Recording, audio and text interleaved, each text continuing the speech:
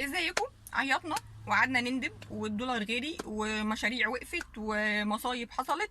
طيب بعد كده هيحصل حاجتين: يا اما هنتجاوز الموضوع ده ونلاقي خطط بديلة نعرف نعوض بيها الخسارة اللي حصلت، يا اما هنقعد نندب طول عمرنا. وهي دي الكونسبت اللي المفروض نحطه جوه دماغنا كلنا. حصلت مشكلة لازم احلها، حصلت مشكلة لازم الاقي خطة بديلة، لازم يكون عندي الحرفية في ان انا احل الازمة بطريقة شيك وبطريقة تخليني اقدر اكمل، مش اوقع نفسي اكتر. مش هقعد على المشكلة او مش هقف عند المشكلة واقول لا خلاص شكرا كده انا ضعت.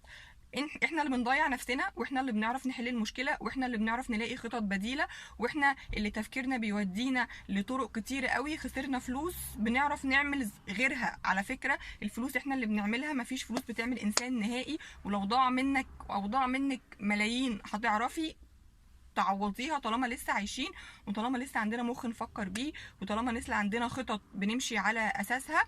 عندنا خطط نعرف ندير بيها الازمه.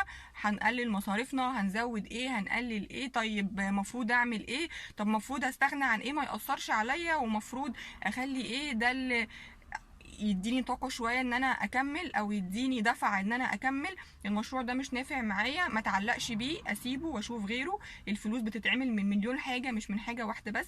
ممكن تعملي فلوس من ده ما نفعش نعمل فيه الفلوس اللي احنا عايزينها، هنعمله بحاجه تانية. ما تتعلقيش بحاجه، ما تتعلقش بحاجه، مفيش حاجه مضمونه ابدا، مفيش مشروع مضمون.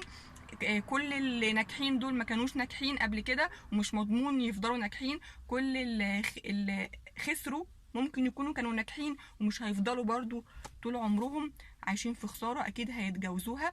ان شاء الله نعرف نتجاوز الازمة دي كلنا. صباحكم خير. ازيكم؟ عيطنا وقعدنا نندب والدولار غالي ومشاريع وقفت ومصايب حصلت. طيب بعد كده هيحصل حاجتين: يا اما هنتجاوز الموضوع ده ونلاقي خطط بديلة نعرف نعوض بيها الخسارة اللي حصلت، يا اما هنقعد نندب طول عمرنا. وهي دي الكونسبت اللي المفروض نحطه جوه دماغنا كلنا. حصلت مشكلة لازم احلها، حصلت مشكلة لازم الاقي خطة بديلة، لازم يكون عندي الحرفية في ان انا احل الازمة بطريقة شيك وبطريقة تخليني اقدر اكمل، مش اوقع نفسي اكتر. مش هقعد على المشكلة او مش هقف عند المشكلة واقول لا خلاص شكرا كده انا ضعت. احنا اللي بنضيع نفسنا، واحنا اللي بنعرف نحل المشكله، واحنا اللي بنعرف نلاقي خطط بديله، واحنا اللي تفكيرنا بيودينا لطرق كتيره قوي. خسرنا فلوس بنعرف نعمل غيرها. على فكره الفلوس احنا اللي بنعملها، مفيش فلوس بتعمل انسان نهائي. ولو ضاع منك او ضاع منك ملايين هتعرفي تعوضيها طالما لسه عايشين، وطالما لسه عندنا مخ نفكر بيه، وطالما لسه عندنا خطط بنمشي على اساسها. عندنا خطط نعرف ندير بيها الازمه. هنقلل مصاريفنا، هنزود ايه، هنقلل ايه، طيب مفروض اعمل ايه، طب مفروض استغنى عن ايه ما ياثرش عليا، ومفروض اخلي ايه ده اللي يديني طاقه شويه ان انا اكمل، او يديني دفعه ان انا اكمل. المشروع ده مش نافع معايا، ما تعلقش بيه، اسيبه واشوف غيره. الفلوس بتتعمل من مليون حاجه، مش من حاجه واحده بس. ممكن تعملي فلوس من ده ما نفعش نعمل فيه الفلوس اللي احنا عايزينها، هنعمله بحاجه تانية. ما تتعلقيش بحاجه، ما تتعلقش بحاجه، مفيش حاجه مضمونه ابدا، مفيش مشروع مضمون.